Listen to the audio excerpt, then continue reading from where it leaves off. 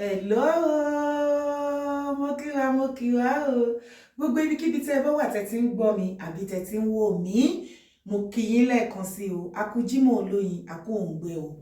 Ẹ̀mí arẹ́yìn oṣù wa nígbàgbàna àdúrà. Ọlọ́run adé gbogbo àdúrà wa ládé. A kú Jímọ̀ olóyin. Tó,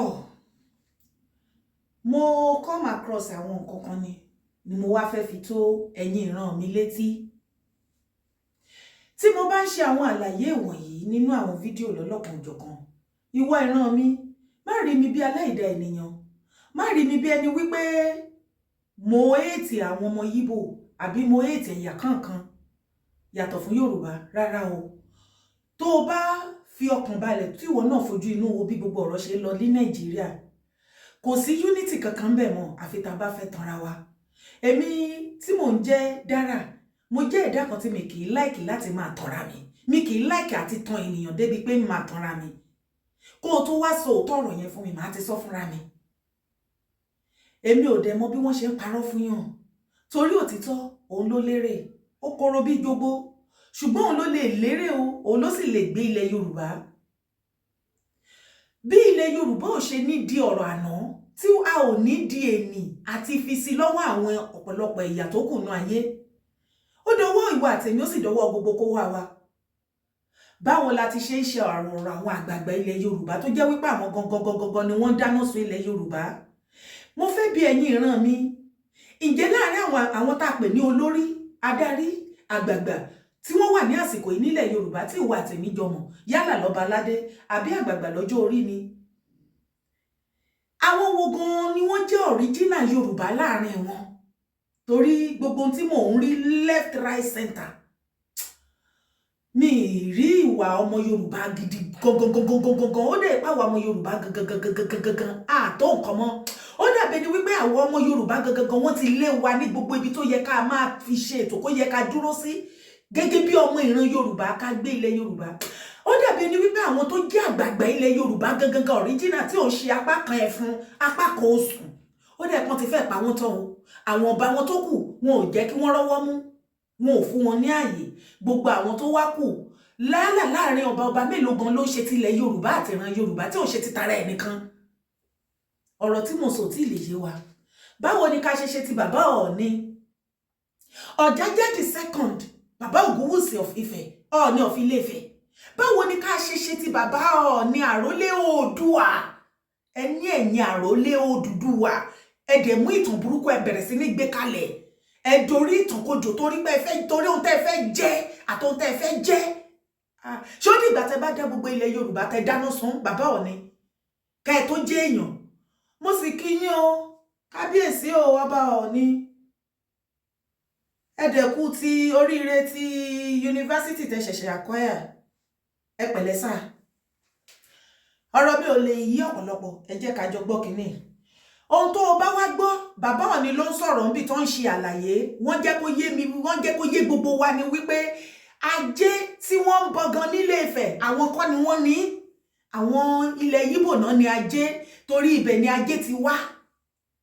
Wọ́n tún jẹ́ kó yé wa gan wípé àfàìmọ̀ kó má jẹ́ wípé àwọn ọmọ Yorùbá ara Yíbò ni wá. Ẹ wá gbọ́ ìtànkítàn lẹ́nu ọba. Created wealth. God created wealth. God created prosperity.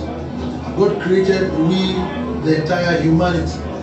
But at some point, the world of the spiritual world, that's the world of divinity, existed several thousands of years before humanity. One of the world of divinity is Ajé, in which in Ife, it has been from time immemorial, before creation of humanity. It has been like that in terms of celebration of wealth. But to the glory of God, a particular race actually discovered it first. And the truth be told, the race that first discovered prosperity and wealth, and they really nurtured it, are the Igbo race. The Igbo. Bàbá Ọọ̀ni, bàbá ńlá irọ́ lẹ pa, ìtànkítàn lẹ pa kalẹ̀. Kì í ṣe Igbo ni wọ́n sọ nínú history tẹ́tí lọ ká yẹn. Ugbo Ugbo ni wọ́n pè àwọn Ugbo tí à ń sọ yìí ni a lè rí wọn ní àwọn ìkálẹ̀ àwọn tí wọ́n gbé lórí omi kì í ṣe Igbo Ugbo ni sà. First discovered it through their ancestral background, the lineage of Obatala, discovered the prosperity and wealth in. Ẹ jọ̀ọ́ ẹ bá mi bèrè lọ́wọ́ kábíyèsí Ọọ̀ni, kábíyèsí o, ǹjẹ́ wọ́n ṣe Ọbàtálá nílẹ̀ Yíbò? Ugbo àwọn ni lineage Ọbàtálá. Of the divinity world. And that's the reason why today the race of Igbo people, they're very, very particular and they have very good expertise when it comes to commerce. They are very distinct all over the world. There is no place in the world that you will go that you will find an Igbo man. And the same goes with the Jews. There is this mistake that the world usually make. They make this mistake that the Igbos came from the Jews. No, it is the other way around. The truth be Kábíyèsí kò ṣe di owó ló make mistake. Àwọn Igbo gangan ni wọ́n sọ wípé they are from Jews. Kí ló dé tẹ̀kan ní gbogbo nǹkan tẹ̀kan ń dàrú gangan náà? Kábíyèsí kí ló ṣẹlẹ̀? Wàhálà ti ṣẹlẹ̀, happen ṣẹlẹ̀. Ẹ jọ̀ọ́ ẹ̀yin olórí ní palace. Irú oúnjẹ wo lẹ fún kábíyèsí? Irú oorun wo lẹ mú wọn sùn? Torí ọ̀rọ̀ yìí ò ṣojú lásán o. Kí ló lè máa fà á? Irú àwọn ìtàn báyìí tí kábíyèsí ọba Ọọ̀ni tẹ mú ìtàn tẹ dorí ẹ̀ kodò, tẹ dojú ìtàn rú for your own gain. Torí nǹkan tẹ fẹ́ gain lọ́wọ́ àwọn Yíbò, bóyá ẹ̀dẹ̀ tó ti ń fẹ́ wọn, ṣáwọn olókùn tẹ fẹ́ gbé wá sí palace because àmọ́ nǹkan tó fa ilé, ìtànkìtàn lélẹ̀ ìṣẹ́. the first human race that existed was the Igbos before the Jews. And we were all living together. Wàhálà ti wà. Wàhálà ti wà. Kábíyèsí Ọ̀jájá ó ní the first human race papọ̀ tó kọ́kọ́ ṣẹlẹ̀ láyé woman. Igbo. Àjẹpá àwọn ni Adam àti Ifu. Wọ́n fọ́. Kábíyèsí ti ń wá contract lọ́dọ̀ àwọn Yíbò. Bóyá the next olórí tó ń bọ̀ ẹ má jẹ́ ó yà yín lẹ́nu ọmọ Yíbò ní ẹjẹ́ àjọ máa wúlò. At the center of tropical rainforest, which is the heart of the whole thing, the land of expansion. We were all living together as one big happy family before they started moving clockwise. They started moving towards the eastern part of the world where they started settling. So the race of the Jews and the Igbos are very similar, but the Igbos are way older than the Jews. They are both commercially driven. They are both enterprise in nature. They are both driven by wealth because that is their ancestral belief. That's the race they belong to. In Nigerian economy today and the entire black race, if you don't give honor to the Igbos in terms of commerce and trade, you are just deceiving yourself. So the ṣé ti rárá nǹkan tó ń dá wàhálà lẹ̀ tó ń fún àwọn ọmọ Ìgbò ní power against Yorùbá. Tó o bá wá gbọ́ nǹkan tí kábíyèsí ọba Ọ̀jájá sọ ń bí yìí pé tí ẹ bá fọwọ́ pa idà ọmọ Ìgbò lójú Nàìjíríà ebi máa lù yín pa ni. Wá jókòó kó wá fẹ̀yìntì kó wá wo message tí Simon Ekpa tí ó fi sílẹ̀ ní ẹnu ọjọ́ mẹ́ta yìí. Níjọ́ wo gan o tó ní òun fẹ́ ṣe wọ́n fẹ́ cripple kìíní ẹgbẹ́ o.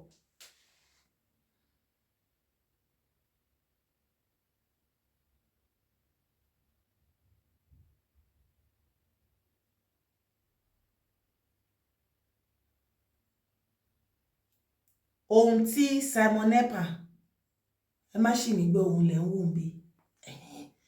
Ó ní àwọn máa ṣe kí ni lẹ́nu ọjọ́ mẹ́ta ẹ̀. Ó ní àwọn máa ṣe sit at home. Okay, fún àwọn ọmọ Igbo ẹgbẹ́ wọn ní Lagos State. Wọ́n á ṣe sit at home in order to cripple Lagos State economy. Ìpè tí àwọn ọmọ Igbo bá ti ṣe sit at home, tán bẹ̀rẹ̀ sit at home. Gbogbo economy Lagos State ìpè wọ́n náwó gbogbo ẹ̀ ń ṣe wọ̀tìwọ̀tì wìtìwìtì. Á lọ lè fíìm.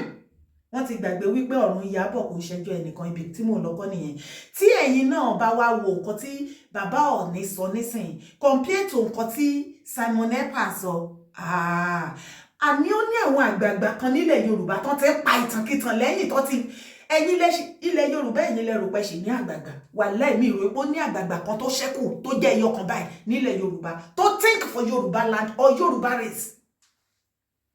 God created wealth, God of tropical rainforest, which is the heart of the whole thing, the land of expansion. We were all living together as one big happy family before they started moving clockwise. They started moving towards the eastern part of the world, where they started settling. So the race of the Jews and the Igbos are very similar, but the Igbos are way older than the Jews. They are both commercially driven. They are both enterprise in nature. They are both driven by wealth because that is their ancestral belief. That's the race they belong to. In Nigerian economy today and the entire black race, if you don't give honor to the Igbos in terms of commerce and trade, you are just deceiving yourself. So the truth be told, let us go back to our history, where we all came from. Ideally, the Igbos are supposed to join us to celebrate this festival because it belongs to them. Ọdún Ajé tí wọ́n ṣe ní Ilé-Ifẹ̀ ó ní bàbá sọ wípé àwọn Igbos ó yẹ kí wọ́n jọ wá parapọ̀ wá bá wọn ní Ilé-Ifẹ̀ kan jọ máa ṣe ọdún Ajé ni torí pé àwọn Igbo ló ní ọdún Ajé Yorùbá wọ́n bọ́rọ̀ ẹ̀ lọ́wọ́ wọn ni. Ẹ ti rí. The entire human race and the Yoruba race. We are just the custodian because at some point we were all living together here. So let us realize what connects us. What connects us is more important than what brings us, that separates us. This is one of the major things that connects us together. So I want to use this medium of this festival to reach out to them, for them to dig out more facts about their history. Ó tiẹ̀ ti wá dé ẹ̀yin ìran mi wàhálà ti ṣẹlẹ̀. Ní ìgbà tí Yorùbá ti ní problem history tá ò padà mọ orísun wa ibi tá ti ṣẹ̀ wá ní wàhálà ti dojúrú.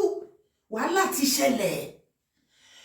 History go ò lè discuss wọn kò sí ní bí wọ́n ṣe kàwé tó lẹ̀ Yorùbá tó ṣe research tó kò sí anybody tó lè sọ wípé ibi báyìí láti wá àwọn ọmọ Yorùbá ṣé ó tán. Ọmọdé bá kọyán alẹ́ àgbà fìtàn balẹ̀ ọmọdé ò padà kọyán alẹ́ báyìí àgbà ti ń pàtàn kìtàn. Kábíyèsí orí mi rèé o ọba jẹ́jẹ́ orí mi rèé o ẹyọ ẹṣin ọba kó jẹ kó pẹ́pẹ́pẹ́pẹ́ o. A jẹ́ wípé nígbà tẹ́ ti bẹ̀rẹ̀ ìtàn yẹn bẹ́ẹ̀ yẹn bàbá wọ́n ní ẹ̀yin ni àrólé Oòduà àbí Kábíyèsí Ọọ̀ni Ọ̀jájá the second wọ́n ní ẹ̀yin ni àrólé Odùduwà kan ni wọ́n ṣọ́ọ̀tì tó di Oòduà nígbà tá gbọ́ tí oríṣiríṣi wọ́n ní Àdùà ibi tó wáyé gangan nígbà tẹ́yìn ti bẹ̀rẹ̀ ìtàn sà Kábíyèsí sà ẹ bá mi pín fídíò ìkódọ́dọ̀ Kábíyèsí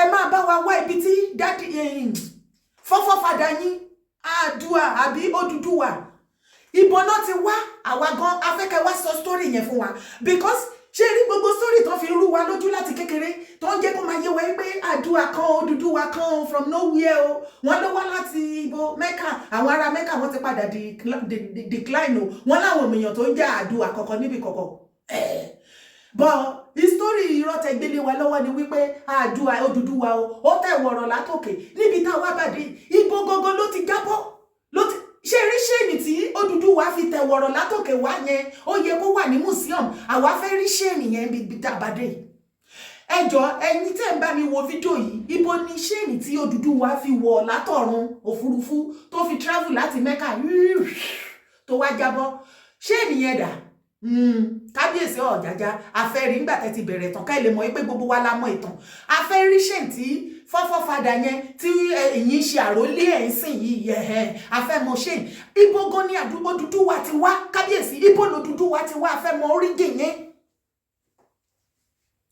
afẹ́mọ̀ origin you know why Kábíyèsí sá ẹ mọ̀ why ìtàn fi yé èmi mo kà dáadáa mo rí ni mo kà mo mọ̀ ni wípé ilẹ̀ Yorùbá ti ń bẹ, àwọn ọmọ Yorùbá ti wà kí Odùduwà tó tẹ̀ wọ̀rọ̀ látòkè wá sílẹ̀ kó tó mú ṣéènì wọlé.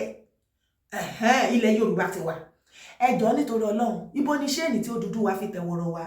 Ibo ni Odùduwà ti wá gangan kọ́kọ́ lọ bá wa discover ibo gan ló dé sí? Báwo lẹ ṣe pa irú ìtàn báyìí? Ọdún ajé wà all over the world. Cowries, kò sí orílẹ̀-èdè tí ò ti ní rí cowries. Kò sí. Kò sọ wípé àwọn orílẹ̀-èdè kan bẹ́ẹ̀ náà discover ajé èkìní kan, èmi ọmọ. Eléyìí tẹ́ wá gbégbá tó wá ti jẹ́ wípé ọmọ Yíbò ló discover ọdún ajé nílẹ̀ tẹ́lẹ̀tẹ́lẹ̀ tí wọ́n ní ọdún ajé, ẹ̀yin kàn jẹ́ custodian lásán ní abálájọ ṣe lọ fi kówó jẹ. Custodian lásán níbi táwa bá dé kábíyèsí nígbà tó ti jẹ́ custodian lásán ìgbé ajé lẹ jẹ́ ẹyọ ẹ wá dá ẹgbẹ́ ajé yín inú líle Ifẹ̀ tá ẹ̀ ń ṣe custodian yẹn ẹ rọra gbé ká ẹ gbé lọ fáwọn ọmọ Yíbò ń gbà yẹn ká ẹ lọ gbé nǹkan wọn fún wọn padà torí ohun táwa gbọ́ nínú ìtàn ẹ̀yin tá ẹ túmọ̀ jù mí lọ nínú ìtàn tẹ́ jẹ́ professor ẹ jọ̀ọ́ mo ní ìdí yẹn help ayé mi ẹ bá mi kọ síbi comment section tẹ́ bá lè jẹ́ wípé ẹ fẹ́ pè mí telephone number mi 01521745023 àbíkẹ́ tó bá jẹ́ outside Germany lẹ wà ẹ má gbàgbé láti fi code number sí +49 1521 7450243 telephone number mi nìyẹn ẹ jọ̀ọ́ ẹ pè mí mo ní ìdí àlàyé èyí tẹ́ bá dé lè bá mi ṣe sí abẹ́ fídíò yẹn jọ̀ọ́ ẹ bá mi kọ síbẹ̀ ẹ jọ̀ọ́ torí Ọlọ́run wọ́n ní àwọn ọmọ Yíbò ló lọ́dún ajé wọ́n láwọn ọmọ Yíbò ni wọ́n ti kọ́kọ́ tẹ́lẹ̀ ṣé ilẹ̀ Yorùbá ní báyìí sí àbí kò tiẹ̀ yé wa mọ́ so lára àwọn ọmọ Yíbò ní Yorùbá tó ti yọ jáde kò ṣe pé dádì kò ṣe pé Odùduwà tẹ̀ pẹ̀lú mesh whatever brother mi mọ́mì mi ó yà wọ́n náà lẹ́nu bá a ṣe rí nìyẹn o ìgbà táwọn àgbààgbà tó bàbá ti ń pa irú ìtàn báyìí kí lẹ expect káwọn ọmọ Yíbò wá sọ wọ́n mọ̀ àti rógo láìwọ̀sẹ̀ lẹ́ìran Yorùbá ṣé o ti bá mi subscribe sórí YouTube channel gbogbo ẹ̀yin tẹ́ bá mi subscribe mo dúpẹ́ lọ́wọ́ yín mo mọ̀ lóore o ẹ ṣeun gan ni ẹ ní dálé ayé ṣe Ọlọ́run bá mi gbé yín lọ́wọ́ sókè á gbé ayé yín sókè gbogbo ẹni tó bá lóhùn máa pa ògo yín mọ́lẹ̀ lórúkọ Jésù ọ̀run á dí wọn lọ́wọ́ ọ̀run á ṣí wọn lọ́wọ́ ṣẹ́ ẹ ṣeun mo sì ní ìdímọ̀ o ẹ máa bá mi subscribe lọ ẹ jọ̀ọ́ nítorí Ọlọ́run God bless you ẹ má gbàgbé láti comment sábẹ́ fídíò yìí ó ṣe pàtàkì gan ni ẹ jẹ́ ká jọ wò mí insult kábíyèsí ṣùgbọ́n ìwọ náà fetí ara ẹ tó o bá understand nǹkan tí kábíyèsí ṣàlàyé bá mi gbé fídíò kó repeat again and again má gbọ́ lẹ́ẹ̀kan kó lè gbàgbọ́ yí ẹ̀ kó lè mọ nǹkan tí mò ń sọ ire o.